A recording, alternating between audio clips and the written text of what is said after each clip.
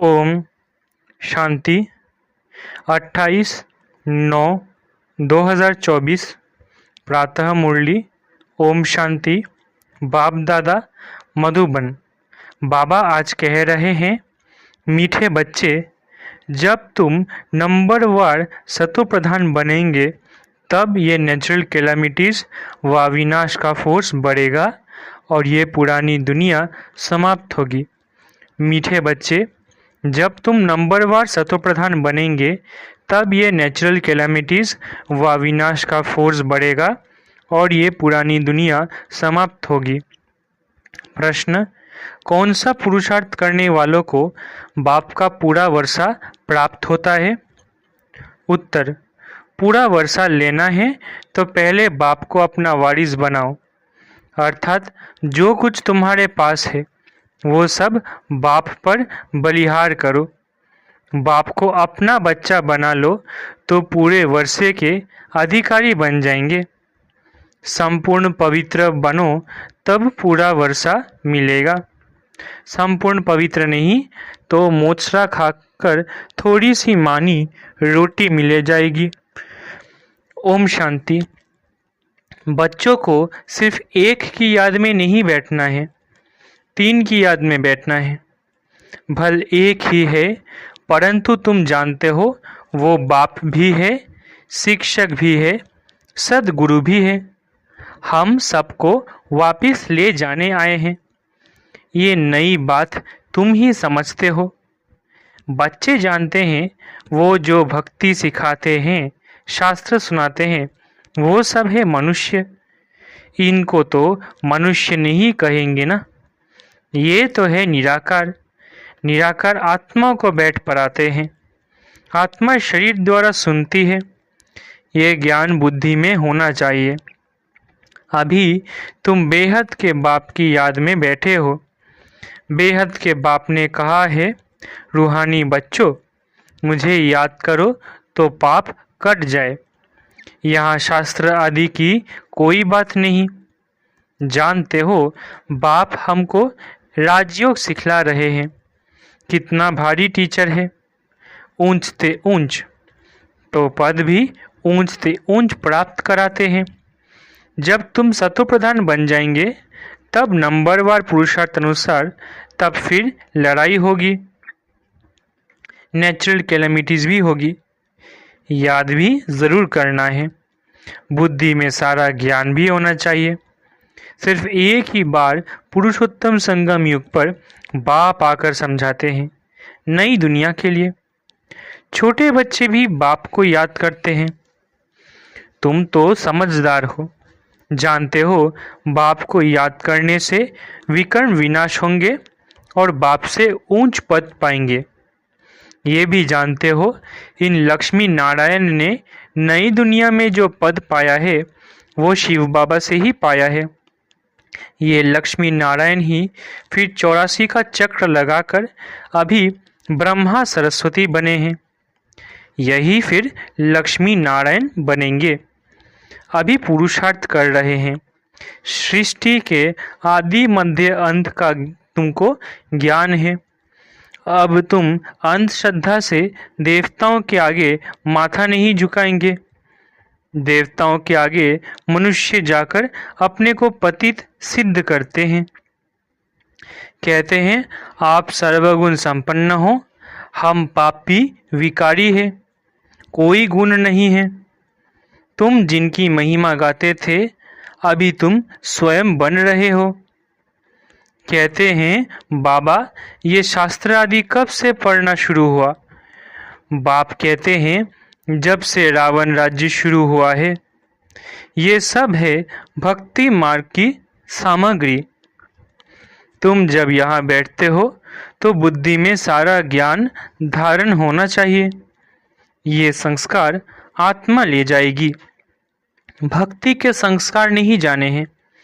भक्ति के संस्कार वाले पुरानी दुनिया में मनुष्यों के पास ही जन्म लेंगे। ये भी ज़रूर है। तुम्हारी बुद्धि में ये ज्ञान का चक्र चलना चाहिए। साथ साथ बाबा को भी याद करना है। बाबा हमारा बाप भी है। बाप को याद किया तो विकर्म विनाश होंगे।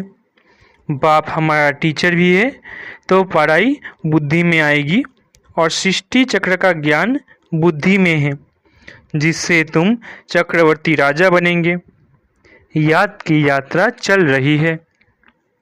ओम शांति। भक्ति और ज्ञान। बाप को कहा जाता है ज्ञान का सागर। उनको भक्ति का सारा मालूम है। भक्ति कब शुरू हुई, कब पूरी होगी, मनुष्यों को ये पता नहीं। बाप ही आकर समझाते हैं। सतयुग में तुम देवी देवता विश्व के मालिक थे। वहाँ भक्ति का नाम नहीं, एक भी मंदिर नहीं था, सब देवी देवता ही थे। पीछे जब आधी दुनिया पुरानी होती है, यानी 2500 वर्ष पूरे होते हैं, अथवा त्रेता और द्वापर का संगम होता है, तब रावण आता है। संगम तो जरूर चाहिए। त्रेता और द्वापर के संगम पर रावण आते हैं, जबकि देवी देवता वाम मार्ग में गिरते हैं। ये सिवाय तुम्हारे कोई नहीं जानते। बाप भी आते हैं कलयुग अंत और सतयुग आदि के संगम पर। रावण आता है त्रेता और द्वापर के संगम पर। अब उस संगम को कल्याणकारी नहीं कहेंगे, उसको तो अकल्याणकारी ही कहेंगे। बाप का नाम है कल्याणकारी। द्वापर से अकल्याणकारी युग शुरू होता है। बाप तो है चैतन्य बीज रूप, उनको सारे झाड़ की नॉलेज है।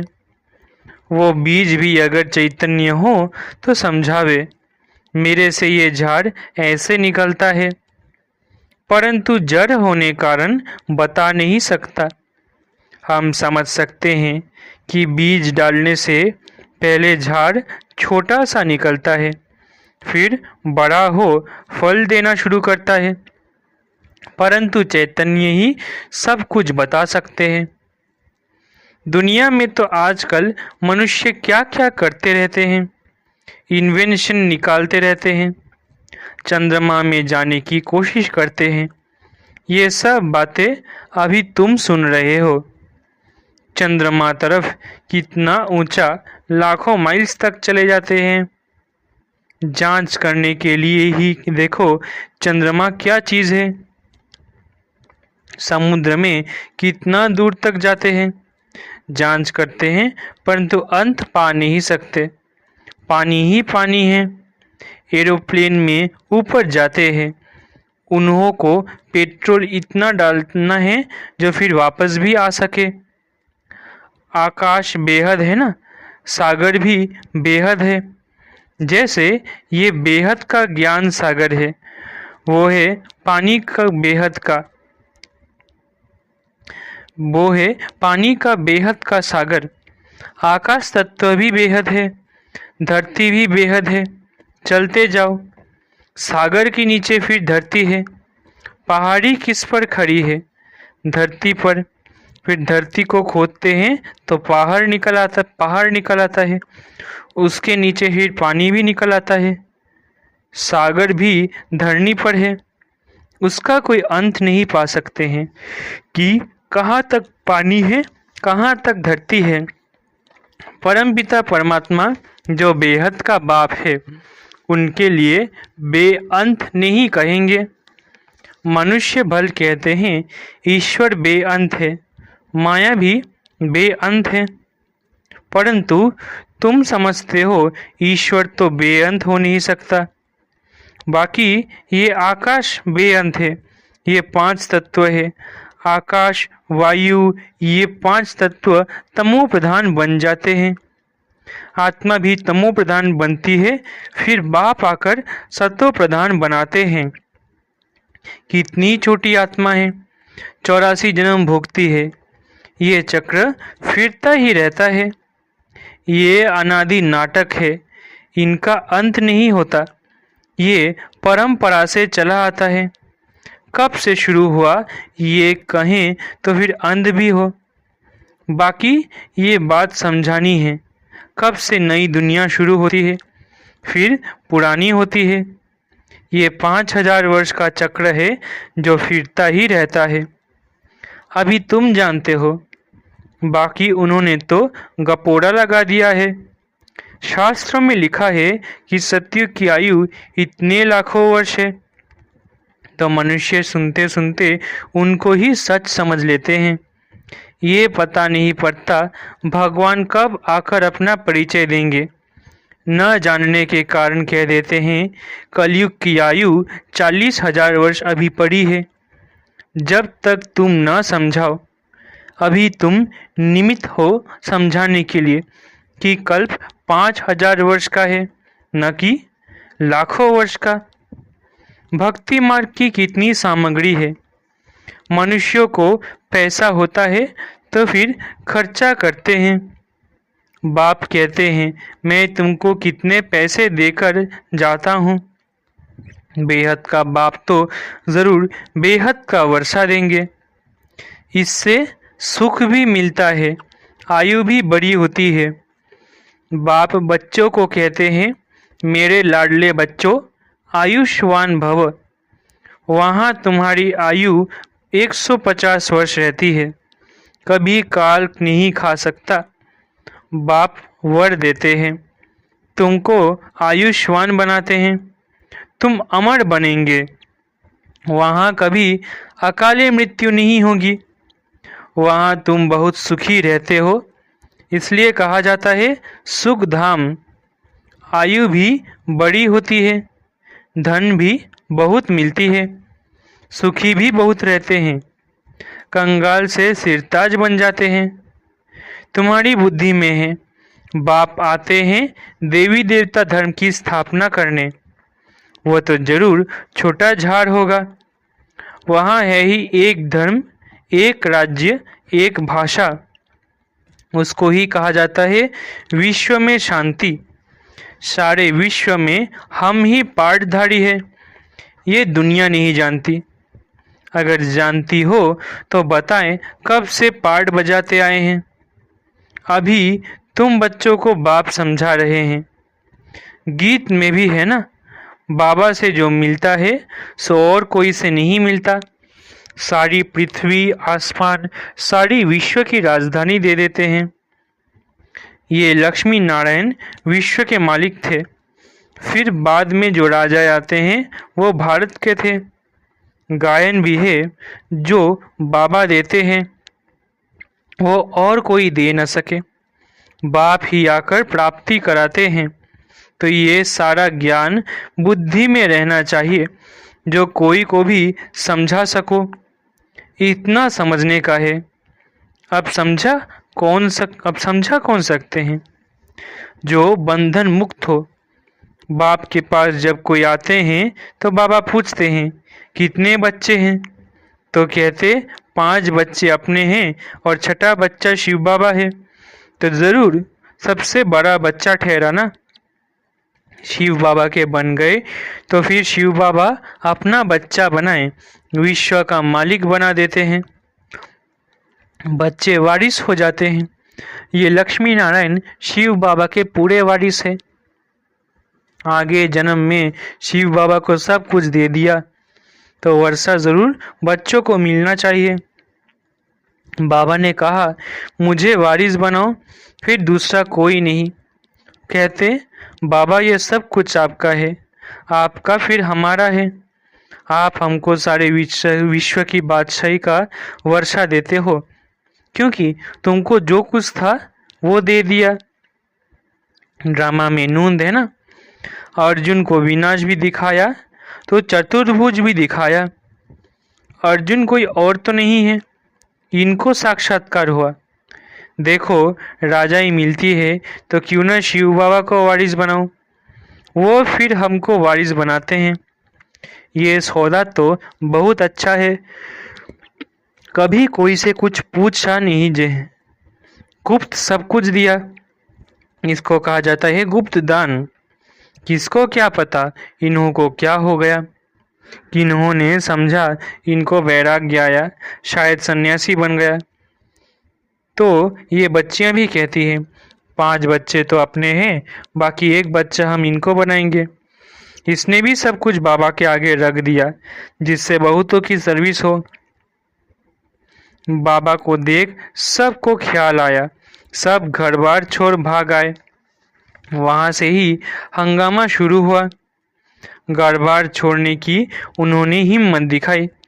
शास्त्रों में भी लिखा है भट्टी बनी थी क्योंकि उन्हों को एकांत जरूर चाहिए, सिवाय बाप के और कोई याद ना रहे, मित्र संबंधी आदि की भी याद ना रहे, क्योंकि आत्मा जो पतित बनी है उनको पावन जरूर बनाना है।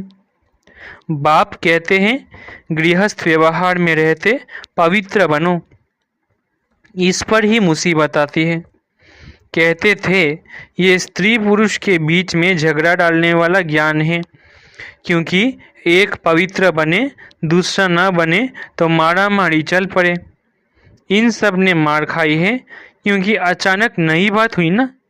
सब आश्चर्य खाने लगे, ये क्या हुआ जो इतने सब भागते हैं। मनुष्यों में समझ तो नहीं है। इतना कहते थे कोई ताकत है।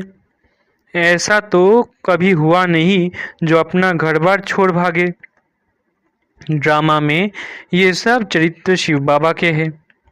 कोई खाली हाथ भागे, ये भी खेल है। घर बार आदि सब छोड़ भागे, कुछ भी याद नहीं रखा। बाकी सिर्फ ये शरीर है जिससे काम करना है। आत्मा को भी याद की यात्रा से पवित्र बनाना है, तब ही पवित्र आत्माएं वापिस जा सकती है। स्वर्ग में अपवित्र आत्मा तो जा न सके, कायदा नहीं। मुक्ति धाम में पवित्र ही चाहिए। पवित्र बनने में ही कितने विघ्न पड़ते हैं। आगे कोई सत्संग आदि में जाने के लिए रुकावट थोड़ी ही होती थी, कहाँ भी चले जाते थे। यहाँ पवित्रता के कारण विघ्न पड़ते हैं। ये तो समझते हैं पवित्र बनने बिगड़ वापिस घर जा न सके। धर्मराज द्वारा मोचरे सजाएं खानी पड़ेंगी, फिर थोड़ी मानी मिलेगी। मोचरा नहीं खाएंगे तो पद भी अच्छा मिलेगा। ये समझ की बात है। बाप कहते हैं मीठे मीठे बच्चों, तुमको हमारे पास आना है। मोचरा नहीं खाएंगे तो पद भी अच्छा मिलेगा। ये समझ की बात है। बाप कहते हैं मीठे बच्चों, तुमको हमारे पास आना है। ये पुराना शरीर छोड़ पवित्र आत्मा बन आना है। फिर जब 5 तत्व सतो प्रधान नए हो जाएंगे तब तुमको शरीर नए सतो प्रधान मिलेंगे। सारे उथल पुथल हो नए बन जाएंगे। जैसे बाबा इनमें आकर बैठते हैं, वैसे आत्मा बिगड़ कोई तकलीफ गर्भ महल में जाकर बैठेगी। फिर जब समय होता है तो बाहर आ जाता है, जैसे बिजली चमक जाती है, क्योंकि आत्मा पवित्र है। ये सब ड्रामा में नूंद है। अच्छा, मीठे मीठे सीखिलधे बच्चों प्रति माता पिता बाप दादा का याद करो गुड मॉर्निंग। रूहानी बाप की रूहानी बच्चों को नमस्ते। हम रूहानी बच्चों की रूहानी माता पिता बाप दादा को याद प्यार गुड मॉर्निंग और नमस्ते नमस्ते नमस्ते। शुक्रिया बाबा। धारणा के लिए मुख्य सार। पहला, आत्मा को पावन बनाने के लिए एकांत की भट्टी में रहना है। एक बाप के सिवाय दूसरा कोई भी मित्र संबंधी याद न आए। दूसरा, बुद्धि में सारा ज्ञान रख बंधन मुक्त बन दूसरों की सर्विस करनी है। बाप से सच्चा सौदा करना है। जैसे बाप ने सब कुछ गुप्त किया, ऐसे गुप्त दान करना है। वरदान, माया के विकराल रूप के खेल को साक्षी होकर देखने वाले मायाजीत भव। माया के विकराल रूप के खेल को साक्षी होकर देखने वाले मायाजीत भव। माया को वेलकम करने वाले उसके विकराल रूप को देखकर घबराते नहीं। साक्षी होकर खेल देखने से मज़ा आता है, क्योंकि माया का बाहर से शेर का रूप है, लेकिन उसमें ताकत बिल्ली जितनी भी नहीं है। सिर्फ आप घबरा कर उसे बड़ा बना देते हो। क्या करूं, कैसे होगा, लेकिन यही पाठ याद रखो, जो हो रहा है वो अच्छा और जो होने वाला है वो और अच्छा। साक्षी होकर खेल देखो तो मायाजीत बन जाएंगे। स्लोगन: जो सहनशील है वही किसी के भाव स्वभाव में जलते नहीं, व्यर्थ बातों को एक कान से सुन दूसरे से निकाल देते हैं। स्लोगन: जो सहनशील है वो किसी के भाव स्वभाव में जलते नहीं, व्यर्थ बातों को एक कान से सुन दूसरे से निकाल देते हैं। अच्छा, ओम शांति। शुक्रिया बाबा।